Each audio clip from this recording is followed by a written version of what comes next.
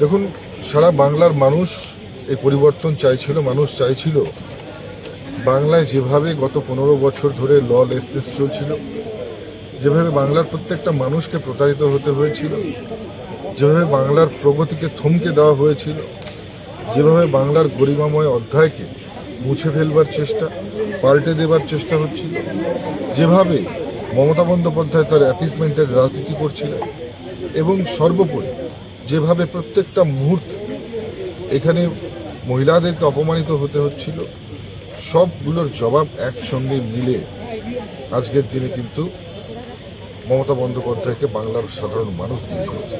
বাংলার শ্রমজীবী মানুষ থেকে শুরু করে বুদ্ধিজীবী, বাংলার কিষাণ থেকে শুরু করে ক্ষেত মজুর, বাংলার শিক্ষিত বেকার যুবক থেকে শুরু করে বাংলার যে মহিলাটা ধর্ষিতা হয়েছে তার মা বাবা প্রত্যেকে বিচার চেয়েছে, বিচার পায়নি। তাই এই দিন বদল করেছে, নতুন সূর্যোদয় করেছে। এবং সর্বোপরি সবাই চায়, যারা বাংলায় থাকে, যারা বাংলাকে ভালোবাসে, তারা চায় যে বাংলার গরিমাময় অধ্যায় ফিরে আসুক, বাংলায় শান্তি বিরাজ করুক এবং নবপ্রজন্মের কাছে বাংলা যেন সুখের, শান্তির এবং সুস্থভাবে বেড়ে উঠবার একটা জায়গা হয়, সেটা কিন্তু প্রত্যেকটা মানুষ চাইছে। তাই আজকে এই দিন বদল ঘটেছে।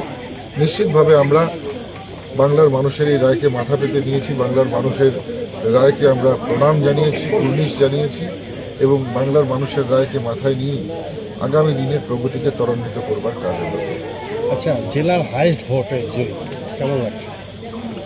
দেখুন, আমাদের এখানে ব্যক্তি প্রাপ্তির বিষয়ের থেকেও আমাদের কাছে অনেক বেশি বড় প্রাপ্তি হচ্ছে দলগত যে প্রাপ্তি হয়েছে, বা বাংলার মানুষের যে স্বপ্নকে সার্থক করবার জন্য আমরা যে লড়াই চালিয়েছিলাম, সেই লড়াইয়ে আমরা সফল হয়েছি। এটাই আমাদের কাছে সবচেয়ে বড় পুরস্কার।